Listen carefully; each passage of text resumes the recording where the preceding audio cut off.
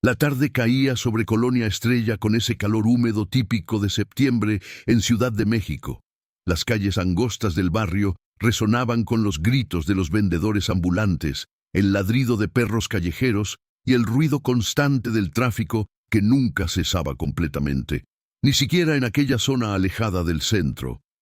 Era un viernes común, de esos en que las madres enviaban a sus hijos al mercado de la colonia para comprar lo necesario para la cena. Valentina Méndez tenía 11 años cuando su madre le pidió que fuera al mercado San Rafael a comprar tortillas y jitomates. La niña vivía con sus padres y su hermano menor en una casa modesta de 2 pisos, con fachada de concreto sin pintar y rejas oxidadas en las ventanas. El vecindario era de esos donde todos se conocían por nombre, donde las señoras barrían la banqueta cada mañana y los niños jugaban fútbol en la calle hasta que oscurecía. Valentina salió de su casa a las 6:15 de la tarde. Llevaba puesta una playera rosa con un dibujo de mariposas, pantalón de mezclilla y sus tenis blancos favoritos ya desgastados por el uso. Su madre la vio alejarse por la calle, girar en la esquina de la tortillería del señor Ramírez y desaparecer entre la gente que caminaba rumbo al mercado. La distancia entre su casa y el mercado era de apenas 6 cuadras, un recorrido que Valentina había hecho decenas de veces. Pero esa tarde, Valentina Méndez nunca llegó al mercado. A las 7:30, cuando el cielo comenzaba a teñirse de naranja y púrpura, su madre empezó a preocuparse.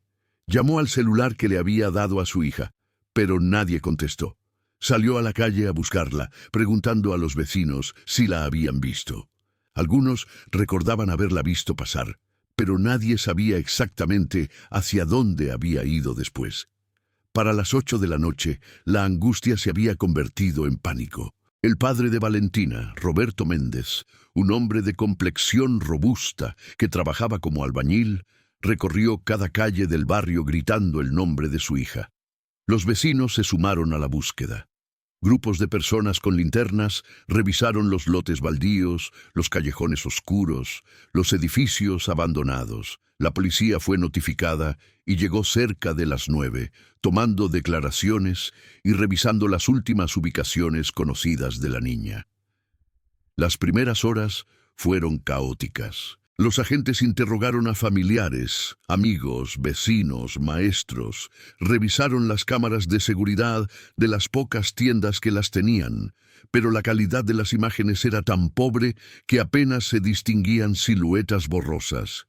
No había señales de forcejeo, no había testigos de ningún incidente, no había sangre ni evidencia de violencia. Valentina simplemente había desaparecido entre una esquina y otra, como si la tierra se la hubiera tragado. Los días siguientes fueron un torbellino de actividad frenética. La familia Méndez pegó carteles por toda la colonia y las zonas aledañas.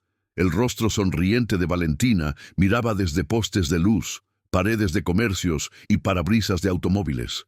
Las redes sociales explotaron con publicaciones compartidas miles de veces.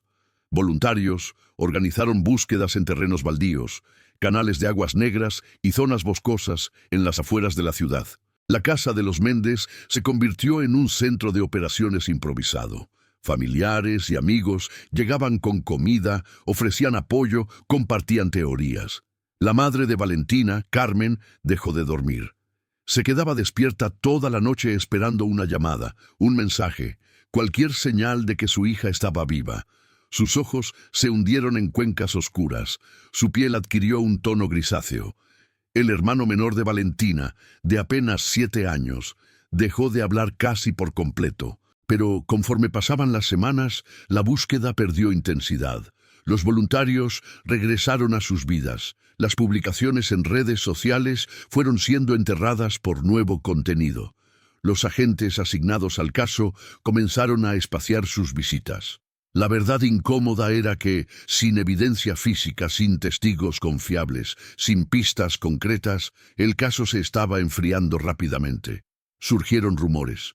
Algunos decían que Valentina se había escapado con un novio secreto. Otros susurraban sobre tráfico de personas, sobre redes criminales que secuestraban niñas para venderlas. Hubo quienes insinuaron que la familia estaba involucrada, que algo turbio ocurría puertas adentro de esa casa de fachada descuidada. Los rumores se multiplicaban en las esquinas, en las tiendas, en los mercados, cada versión más elaborada y menos verificable que la anterior. La policía siguió varias líneas de investigación. Interrogaron a conocidos de la familia. Revisaron antecedentes de personas con historial de delitos sexuales en la zona. Rastrearon movimientos bancarios buscando señales de extorsión o secuestro. Todo llevaba a callejones sin salida. No había demandas de rescate, no había llamadas amenazantes, no había absolutamente nada que explicara la desaparición de una niña de 11 años en plena luz del día, en un barrio donde supuestamente todos cuidaban de todos. A los 3 meses del desaparecimiento, el caso fue reclasificado. Ya no era una emergencia activa, sino un archivo abierto sin resolución aparente. Los Méndez continuaron pegando carteles, ahora descoloridos por el sol y la lluvia. Carmen visitaba cada semana la delegación de policía suplicando por nuevas búsquedas, por más atención, por cualquier cosa. Pero los agentes solo podían ofrecer palabras vacías de consuelo. La vida en Colonia Estrella siguió su curso, como siempre lo hace. Las personas regresaron a sus rutinas diarias. Los niños seguían jugando en las calles, las madres seguían enviándolos al mercado, pero algo había cambiado. Había una sombra nueva sobre el vecindario, un miedo silencioso que nadie mencionaba, pero que todos sentían. Las madres ahora acompañaban a sus hijos incluso para recorridos cortos. Las puertas se cerraban con llave más temprano. La confianza comunal que había caracterizado al barrio se había fracturado. Roberto Méndez volvió al trabajo porque no tenía opción. Las cuentas seguían llegando, la vida seguía exigiendo. Pero algo en él se había roto de manera irreparable. Sus movimientos eran mecánicos, su mirada permanentemente perdida en algún punto distante. Carmen dejó su empleo como costurera. No podía concentrarse, no podía funcionar. Se quedaba sentada junto a la ventana durante horas, observando la calle, esperando ver aparecer a su hija en cualquier momento. El primer aniversario de la desaparición llegó y pasó con una pequeña vigilia organizada por vecinos. Velas, flores, oraciones, palabras de esperanza que sonaban cada vez más huecas. Los carteles de Valentina, ahora completamente desteñidos, seguían colgando de algunos postes, ignorados por todos, excepto por su familia. 2 años. 2 años completos sin una sola pista confiable, sin un solo avance significativo, sin nada más que silencio y ausencia. Hasta aquella noche de marzo, cuando una cámara de seguridad instalada en la entrada de una tienda de abarrotes captó algo que cambiaría todo nuevamente. El propietario de la tienda, La Providencia, revisaba las grabaciones de sus cámaras de seguridad cada semana, buscando principalmente evidencia de robos o vandalismo. Era una rutina tediosa pero necesaria en un vecindario donde los asaltos eran suficientemente frecuentes como para justificar la inversión en vigilancia. Aquella mañana de martes, mientras adelantaba las imágenes granuladas de la noche anterior, algo captó su atención y lo hizo detenerse abruptamente. En la grabación, marcada con la hora 3:42 de la madrugada, una figura pequeña caminaba lentamente por la acera frente a su establecimiento. La imagen era de baja calidad, como todas las captadas por cámaras económicas, pero suficiente para distinguir detalles perturbadores. Era una niña descalza, vistiendo lo que parecían ser ropas oscurecidas por mugre y desgaste. Su cabello largo y despeinado colgaba sobre su rostro mientras se movía con pasos lentos, casi arrastrando los pies. Lo más inquietante era su manera de moverse. No caminaba con el paso decidido de alguien que sabe hacia dónde se dirige, ni con la prisa de quien huye de algo. Sus movimientos eran mecánicos, como los de alguien en trance o profundamente agotado. Cuando la luz del poste de la esquina la iluminó brevemente, pareció encogerse ligeramente, como si la luz le molestara o quisiera evitar ser vista. Continuó su camino, desapareciendo eventualmente del campo de visión de la cámara. El comerciante sintió un escalofrío recorrer su espalda. Algo en aquella imagen le resultaba profundamente perturbador.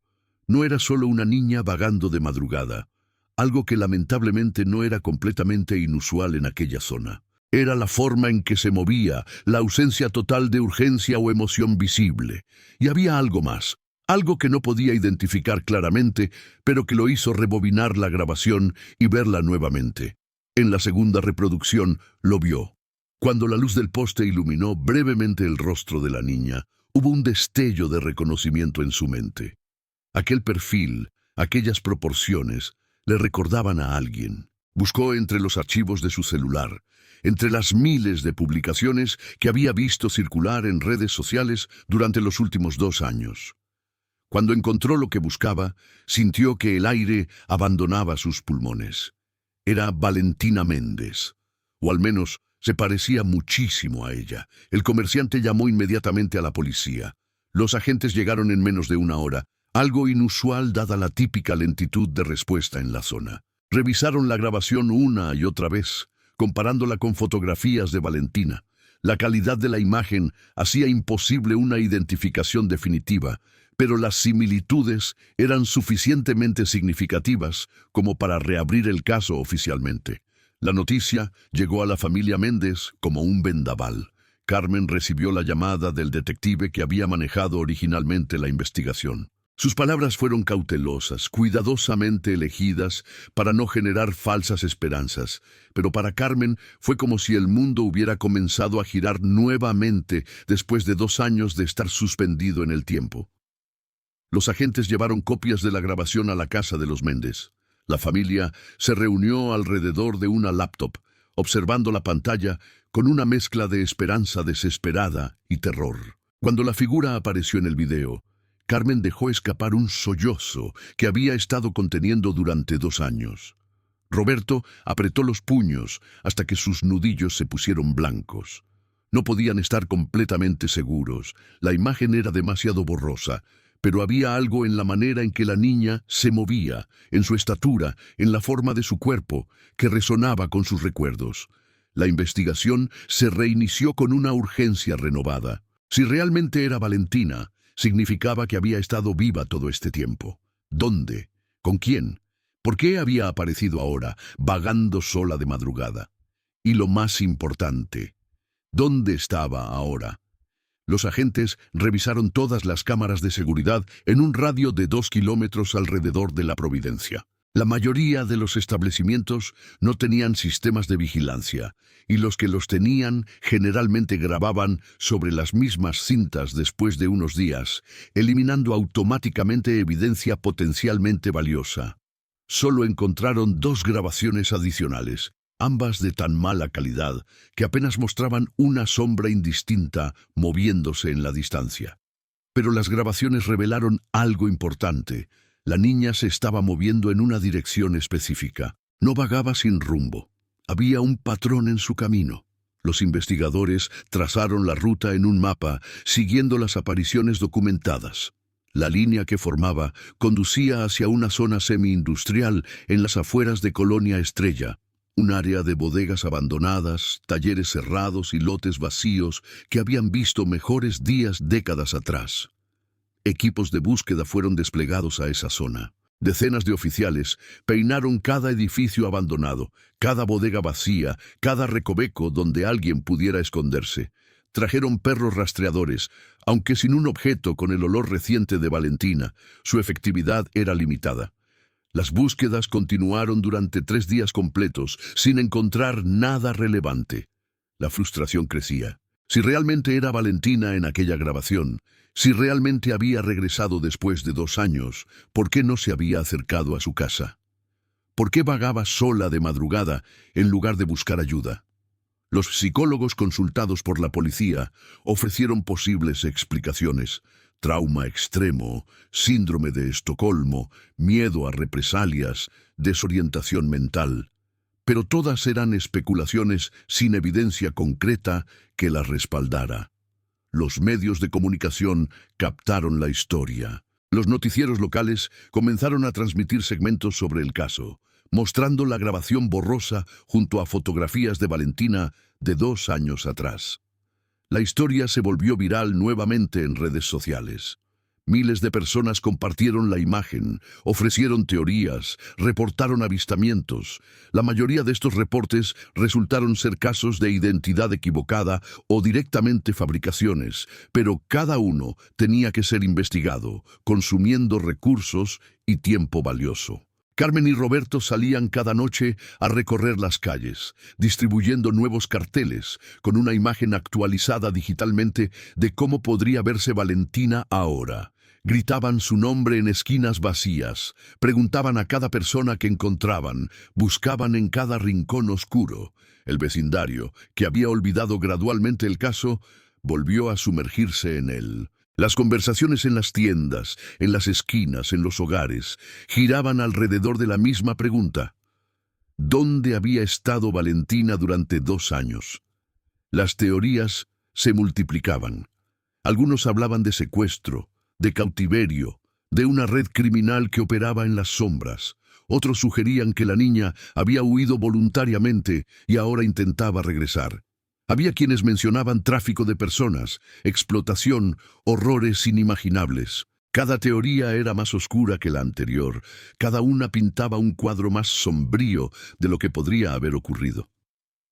Una semana después de la aparición de la grabación, un nuevo detalle emergió durante la revisión de archivos antiguos. Un agente que rebuscaba entre reportes archivados encontró algo que había sido descartado como irrelevante 2 años atrás. En las semanas siguientes a la desaparición de Valentina, varios residentes de Colonia Estrella habían reportado escuchar ruidos extraños durante las madrugadas, golpes metálicos, voces ahogadas, el sonido de puertas cerrándose. Los reportes habían sido investigados superficialmente, atribuidos a animales callejeros o a la imaginación de vecinos asustados por el clima de tensión del momento. Pero ahora, con la grabación de la niña caminando de madrugada, aquellos reportes adquirían un significado diferente. ¿Y si no habían sido imaginaciones? ¿Y si realmente había habido actividad sospechosa que nadie había tomado en serio? La detective Laura Fuentes había heredado el caso tras el retiro del investigador original. Era una mujer de 42 años, con el cabello recogido en una cola permanente y ojeras que revelaban demasiadas noches sin dormir. Había visto suficientes casos de desapariciones como para no hacerse ilusiones. Pero algo en la grabación de aquella niña, vagando descalza, la inquietaba profundamente. Decidió hacer lo que debió haberse hecho 2 años atrás. Una investigación exhaustiva de cada reporte, cada testimonio, cada detalle que hubiera sido registrado y posteriormente descartado. Pasó días completos encerrada en la oficina, rodeada de cajas de archivos polvorientos, revisando declaraciones antiguas con ojos frescos. Los reportes de ruidos nocturnos habían comenzado aproximadamente 3 semanas después de la desaparición de Valentina. El primero vino de una mujer mayor que vivía sola cerca del límite de la colonia, en una calle que daba directamente a la zona industrial abandonada. Había llamado a la policía a las 4 de la madrugada, reportando golpes metálicos que parecían provenir de alguno de los edificios vacíos cercanos. Una patrulla había pasado por la zona, iluminado algunos edificios con linternas potentes, pero no había encontrado nada inusual. El reporte fue archivado como una falsa alarma. 2 semanas después, otro residente reportó haber escuchado lo que describió como voces apagadas durante una noche particularmente silenciosa. No podía distinguir palabras, solo el murmullo indistinto de voces humanas provenientes de algún lugar que no pudo identificar. Nuevamente, una patrulla revisó la zona sin encontrar nada. El reporte fue archivado. Hubo otros. Una pareja que escuchó puertas metálicas cerrarse violentamente a las 3 de la mañana. Un hombre que juró haber visto luz de linterna moviéndose dentro de una bodega que supuestamente llevaba años vacía. Un adolescente que reportó haber visto un vehículo sin placas estacionado repetidamente en la misma esquina oscura durante varias noches consecutivas. Individualmente, cada reporte parecía trivial. Juntos comenzaban a formar un patrón que había sido completamente ignorado. Laura trazó cada ubicación de los reportes en un mapa de la zona. Los puntos formaban un círculo irregular alrededor de un área específica. Una manzana de edificios industriales abandonados que incluía 3 bodegas grandes, 2 talleres mecánicos cerrados y un viejo almacén de muebles que había quebrado años atrás. La detective organizó un operativo para registrar sistemáticamente cada estructura en esa área. Esta vez no sería una búsqueda rápida con linternas, sería una investigación forense completa. Solicitó equipo especializado, perros entrenados en búsqueda de cadáveres, expertos en evidencia criminalística. El operativo comenzó un lunes al amanecer. El primer edificio, una bodega de techos altos y paredes de lámina corroída, estaba vacío excepto por escombros y grafiti. El segundo, un taller mecánico, contenía maquinaria oxidada y charcos de aceite viejo, pero nada que sugiriera actividad reciente. El tercero, otro almacén, parecía igualmente abandonado.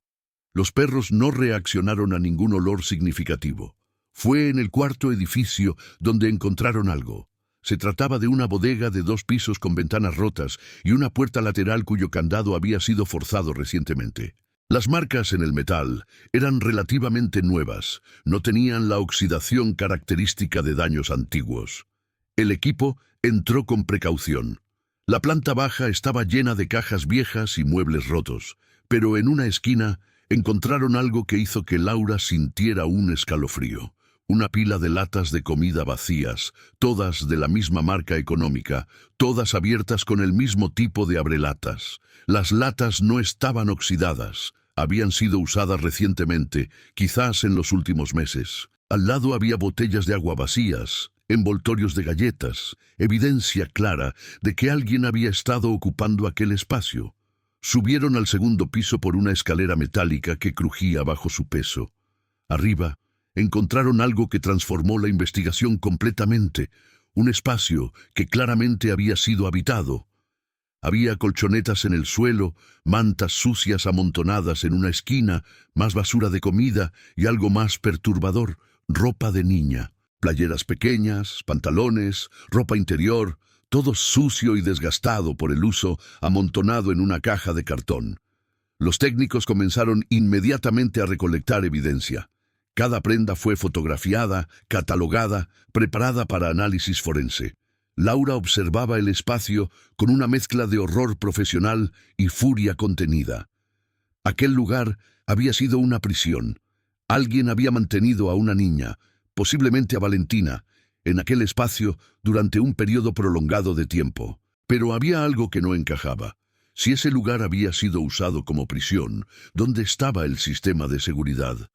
No había candados internos, no había cadenas, no había ningún mecanismo obvio que hubiera impedido que alguien simplemente saliera caminando. Era como si la cautividad hubiera sido más psicológica que física, o como si en algún momento las barreras físicas hubieran sido removidas.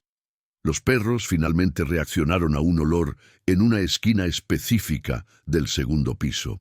Los técnicos excavaron cuidadosamente en aquella área, removiendo capas de tierra y escombros. Encontraron algo enterrado superficialmente. Un celular. Estaba dañado por humedad, la pantalla rota, la batería presumiblemente muerta. Fue cuidadosamente recuperado y enviado al laboratorio con prioridad máxima. Mientras los técnicos continuaban su trabajo, Laura entrevistó nuevamente a las personas que habían reportado actividad sospechosa 2 años atrás. Esta vez, con evidencia concreta de que algo había estado ocurriendo en aquellos edificios, las personas estaban más dispuestas a hablar, a recordar detalles que quizás habían minimizado anteriormente. Un hombre recordaba haber visto un vehículo tipo camioneta, blanca o gris claro, estacionada regularmente cerca de los edificios.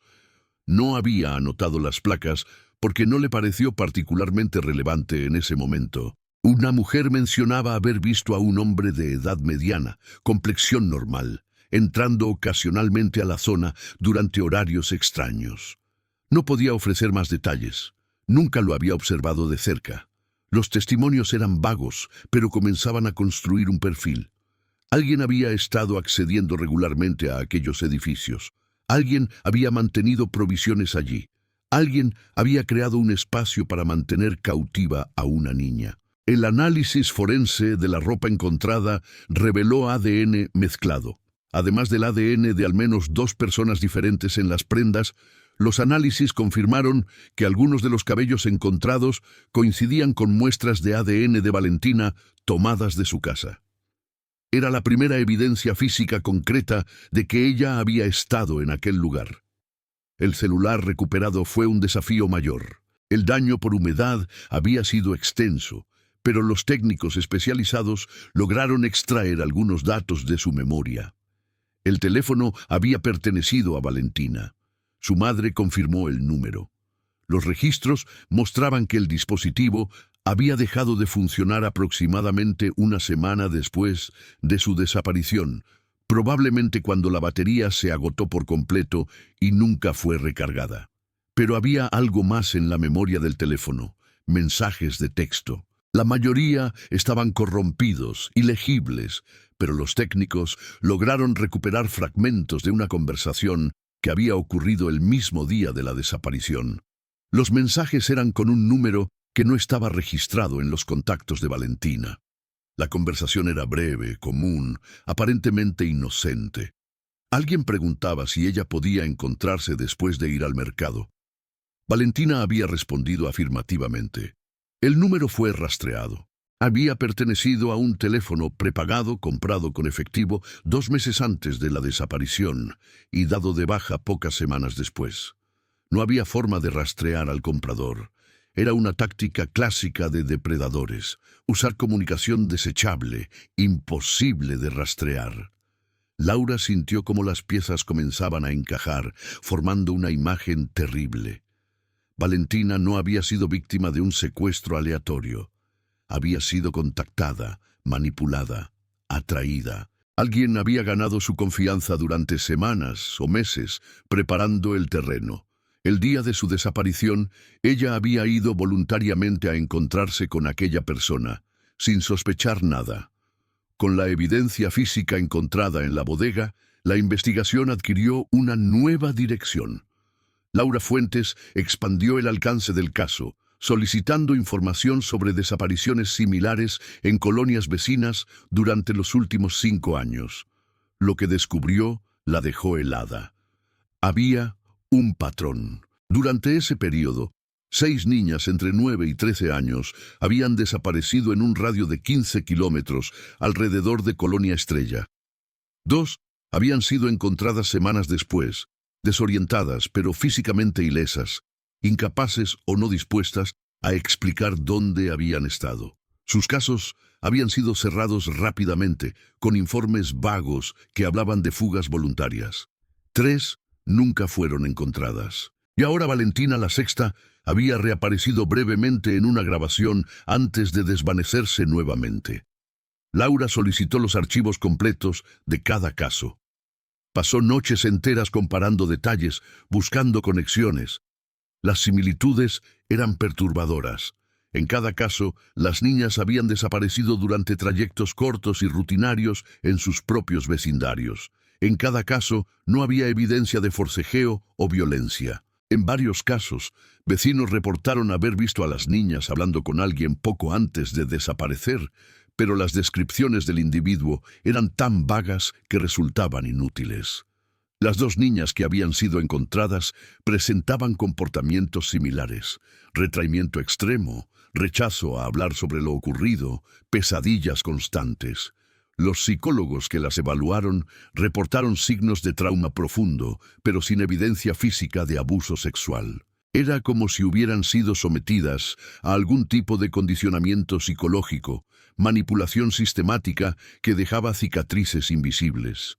Laura decidió entrevistar personalmente a las 2 niñas recuperadas y sus familias. La primera entrevista fue en una casa modesta en Colonia Jardín, a 8 kilómetros de donde había desaparecido Valentina. La niña, Sofía, tenía ahora 14 años. Había desaparecido 2 años y medio atrás, permaneciendo ausente durante 3 semanas, antes de aparecer caminando sola por una carretera en las afueras de la ciudad. Sofía se negó rotundamente a hablar sobre lo ocurrido. Sus padres explicaron que había estado en terapia constante desde su regreso, pero incluso ahora, más de 2 años después, entraba en pánico ante ciertas preguntas. Los terapeutas habían concluido que forzarla a recordar podría causar más daño psicológico. Laura no insistió, pero observó algo importante. Cuando le mostró fotografías del edificio donde había sido encontrada la evidencia de Valentina, vio un destello de reconocimiento en los ojos de Sofía antes de que la niña desviara la mirada y se cerrara completamente. La segunda entrevista fue con Andrea, quien tenía 11 años cuando desapareció y fue encontrada 6 semanas después. Ahora tenía 13 y estaba ligeramente más dispuesta a hablar, aunque su relato era confuso y lleno de lagunas. Mencionaba un lugar oscuro, voces que le hablaban constantemente, promesas de que sería liberada si obedecía las reglas. Pero cuando Laura preguntaba sobre detalles específicos, Andrea se frustraba, diciendo que no recordaba con claridad, que todo era borroso. Sin embargo, Andrea mencionó algo específico que captó completamente la atención de Laura. Había otras niñas. No muchas, quizás 2 o 3 que ella había escuchado pero nunca visto directamente. Estaban en espacios separados, pero a veces podía oír voces distantes, llantos ahogados. Cuando Laura preguntó si podía describir el lugar, Andrea mencionó el sonido de metal, ecos, el olor a humedad y oxidación. Era una descripción que coincidía perfectamente con los edificios industriales abandonados. Laura regresó a la zona de las bodegas con un equipo expandido. Esta vez no se limitarían a los 4 edificios ya revisados. Registrarían cada estructura abandonada en un radio de 2 kilómetros. Si había realmente múltiples espacios siendo utilizados para mantener niñas cautivas, tenían que encontrarlos todos. El operativo duró una semana completa. Encontraron 3 ubicaciones adicionales con evidencia de ocupación reciente. En una bodega más pequeña descubrieron más ropa de niña, provisiones de comida, colchonetas similares a las encontradas anteriormente. En un viejo taller mecánico encontraron candados rotos, cadenas que habían sido cortadas recientemente. En un almacén de 3 pisos encontraron algo que confirmó las peores sospechas de Laura. En una pared, grabados con lo que parecía ser un clavo o algún objeto puntiagudo, había nombres. Sofía, Andrea, otros 3 nombres que no reconocieron, y Valentina. Los técnicos documentaron cada ubicación meticulosamente. El patrón era claro. Alguien había estado operando una red de espacios donde mantenía niñas cautivas temporalmente. No era un solo lugar, sino múltiples ubicaciones conectadas entre sí. Un sistema que permitía movilidad y reducía el riesgo de descubrimiento. Pero seguía habiendo preguntas sin respuesta. Si las niñas estaban siendo mantenidas en estos lugares, ¿quién las vigilaba? ¿Cómo era posible que nadie hubiera notado actividad regular durante meses o incluso años? ¿Y qué había cambiado para que de repente Valentina apareciera caminando sola de madrugada? La respuesta comenzó a emerger cuando Laura revisó los registros de propiedad de los edificios. Casi todos pertenecían a la misma compañía, una entidad corporativa que había adquirido múltiples propiedades industriales abandonadas años atrás, supuestamente para futuros proyectos de desarrollo que nunca se materializaron. La compañía estaba registrada a nombre de un fideicomiso complejo, con múltiples capas de entidades legales que hacían difícil identificar a los verdaderos dueños. Pero Laura era persistente. Con ayuda de especialistas financieros y después de semanas de investigación, finalmente identificaron a 3 individuos asociados con el fideicomiso. Uno era un abogado corporativo sin antecedentes. El segundo era un empresario de mediana edad con un historial limpio. El tercero era un hombre llamado Héctor Salinas, de 52 años, quien había sido investigado brevemente años atrás por acusaciones de conducta inapropiada con menores, aunque nunca fue procesado formalmente debido a falta de evidencia. Laura solicitó inmediatamente órdenes de arresto y registro para los 3 individuos. Los equipos se movilizaron simultáneamente a las 3 direcciones al amanecer. El abogado fue encontrado en su casa completamente sorprendido, insistiendo en que solo manejaba aspectos legales del fideicomiso y no tenía conocimiento de cómo se usaban las propiedades. El empresario estaba en viaje de negocios fuera del país. Héctor Salinas no estaba en su domicilio registrado. Los vecinos reportaron no haberlo visto en semanas. Su apartamento estaba casi vacío, con evidencia de que había sido abandonado apresuradamente. Pero los investigadores encontraron algo crucial: una laptop escondida detrás de un panel falso en el closet. Fue enviada inmediatamente al laboratorio forense digital. Los datos extraídos de la laptop revelaron una verdad aún más oscura de lo que Laura había imaginado. Había registros detallados de comunicaciones con las niñas antes de sus desapariciones, estrategias de manipulación, notas sobre vulnerabilidades familiares. Pero lo más perturbador eran las fotografías. Docenas de imágenes de niñas en los espacios de cautiverio, no en situaciones sexuales, sino simplemente existiendo en aquellos lugares. Evidencia de control y dominación. Entre esas imágenes estaba Valentina. Docenas de fotografías de ella durante lo que parecían ser los 2 años de su desaparición, mostrando su transformación gradual de una niña asustada a alguien visiblemente quebrantada. La búsqueda de Héctor Salinas se convirtió en prioridad nacional. Su fotografía apareció en noticieros, periódicos, redes sociales. Era un hombre de apariencia común, el tipo de persona que podía pasar completamente desapercibida en una multitud.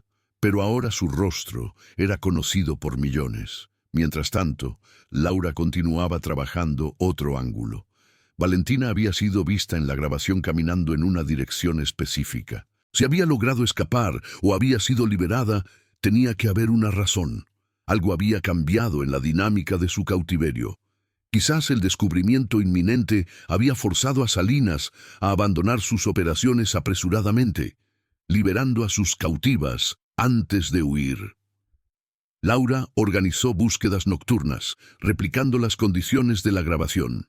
Equipos patrullaban las calles entre medianoche y el amanecer, prestando especial atención a las áreas residenciales cercanas a la zona industrial.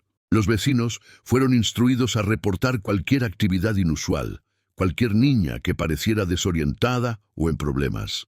Fue durante la 4ª noche de estas patrullas que finalmente obtuvieron un avance. Un oficial reportó haber visto a una niña descalza, tratando de esconderse detrás de contenedores de basura cuando su patrulla pasó cerca. No corrió cuando él se acercó, pero tampoco respondió a sus preguntas. Estaba sucia, claramente desnutrida, con el cabello enmarañado cubriendo parcialmente su rostro.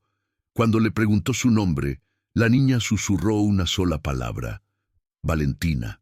Fue transportada inmediatamente al hospital más cercano. Carmen y Roberto fueron notificados y llegaron en menos de 20 minutos, irrumpiendo en la sala de emergencias con una mezcla de alivio y terror. Cuando Carmen vio a su hija por primera vez en 2 años, ambas se quedaron mirándose durante un largo momento antes de que la madre se abalanzara hacia ella, envolviéndola en un abrazo que parecía intentar compensar todo el tiempo perdido. Valentina estaba físicamente bien considerando las circunstancias, desnutrida, deshidratada, con algunas infecciones menores, pero sin señales de abuso físico severo. El daño más profundo era psicológico. Hablaba en voz baja, con frases cortas, evitando el contacto visual. Los médicos y psicólogos que la evaluaron diagnosticaron trauma complejo, probablemente resultado de manipulación psicológica prolongada. Durante las primeras semanas de su recuperación, Valentina fue incapaz de articular lo que había ocurrido. Permanecía en silencio la mayor parte del tiempo, respondiendo con monosílabos cuando se le hacían preguntas directas. Los terapeutas aconsejaron paciencia, explicando que forzarla podría causar más daño. Ella revelaría su historia cuando estuviera lista. Mientras tanto, la investigación continuaba. Héctor Salinas fue finalmente localizado intentando cruzar la frontera hacia Guatemala. Fue arrestado sin incidentes y extraditado de vuelta a Ciudad de México. Durante los interrogatorios iniciales se negó a hablar, solicitando inmediatamente representación legal. Pero la evidencia en su contra era abrumadora. Las fotografías en su laptop, los registros de comunicación, el ADN en las ubicaciones de cautiverio, testimonios de las dos niñas previamente recuperadas que finalmente identificaron su voz en grabaciones. Los fiscales construyeron un caso sólido que incluía cargos por secuestro agravado, privación ilegal de la libertad, abuso psicológico y pertenencia a una red de explotación de menores. Durante el proceso legal, emergieron detalles adicionales. Salinas no actuaba completamente solo. Había un pequeño grupo de cómplices que proporcionaban logística, transporte, vigilancia ocasional. La mayoría fueron identificados y arrestados en operativos coordinados. El abogado del fideicomiso finalmente admitió haber sabido vagamente sobre el uso ilegal de las propiedades, pero haber elegido ignorarlo a cambio de pagos generosos. El juicio duró 4 meses. Los medios cubrieron cada sesión exhaustivamente. Carmen asistía todos los días. Su presencia silenciosa, una acusación constante. Roberto había tenido que regresar al trabajo, pero llegaba cada tarde para acompañar a su esposa durante las últimas horas de audiencia. Valentina nunca fue llamada a testificar. Los psicólogos determinaron que someterla a ese proceso sería profundamente dañino para su recuperación. Su testimonio fue presentado a través de entrevistas grabadas con profesionales especializados, en sesiones cuidadosamente estructuradas donde ella había podido hablar a su propio ritmo. Lo que reveló era una historia de manipulación sistemática. Salinas la había contactado inicialmente a través de redes sociales, creando un perfil falso de un adolescente. Durante meses había construido confianza, escuchando sus problemas, ofreciendo apoyo emocional, lentamente aislándola emocionalmente de su familia. El día de su desaparición, él la había convencido de encontrarse personalmente, prometiendo ayudarla con un problema que ella no se atrevía a contarle a sus padres. Una vez que la tuvo en su poder, había usado una combinación de amenazas, manipulación psicológica y períodos de falsa amabilidad para mantenerla cautiva. Le había dicho que su familia no la buscaba, que había sido olvidada, que nadie la quería de vuelta. Le había mostrado noticias manipuladas que supuestamente confirmaban esto. Durante 2 años había mantenido esta ilusión, quebrando sistemáticamente su sentido de identidad y esperanza. Pero entonces algo había cambiado. Salinas había comenzado a actuar nervioso, errático. Había comenzado a vaciar los espacios donde mantenía a las niñas, moviendo cosas apresuradamente. Una noche, simplemente dejó las puertas abiertas y desapareció. Valentina había permanecido inicialmente en el lugar, demasiado condicionada para simplemente marcharse. Solo después de días de soledad total había finalmente salido, desorientada y aterrorizada, sin saber realmente hacia dónde ir. El veredicto fue unánime. Héctor Salinas fue condenado a 60 años de prisión, sin posibilidad de libertad condicional. Sus cómplices recibieron sentencias que iban de 15 a 40 años, dependiendo de su nivel de participación. La sentencia proporcionó cierto sentido de justicia, pero no curó las heridas. Valentina continuaba en terapia intensiva, progresando lentamente. Algunos días eran mejores que otros. Había logrado volver a la escuela, aunque en un nuevo plantel donde nadie conocía su historia.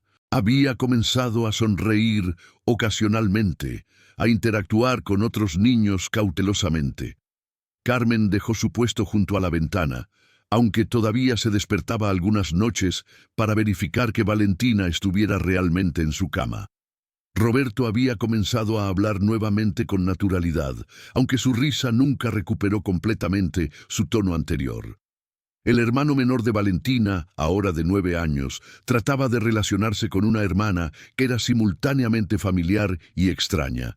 Colonia Estrella había cambiado también. La desaparición y recuperación de Valentina había expuesto no solo los crímenes de un depredador, sino también la red de negligencia, indiferencia y miedo que había permitido que operara durante años. Los vecinos organizaron comités de vigilancia. Las autoridades instalaron más cámaras de seguridad. Las escuelas implementaron programas educativos sobre seguridad en línea y señales de advertencia de manipulación. Las 3 niñas que todavía estaban desaparecidas nunca fueron encontradas. Sus casos permanecían abiertos, con investigadores siguiendo cada pista, por remota que fuera. Laura Fuentes continuaba trabajando en ellos, negándose a cerrarlos como perdidos. Cada noche, las fotografías de esas 3 niñas estaban en su escritorio, un recordatorio constante de trabajo inacabado. Los edificios abandonados, donde las niñas habían sido mantenidas cautivas, fueron demolidos. La ciudad construyó en su lugar un centro comunitario con programas para jóvenes, una biblioteca y espacios recreativos. En la entrada, una placa discreta recordaba a las víctimas, sin nombres específicos, pero con un compromiso de nunca olvidar.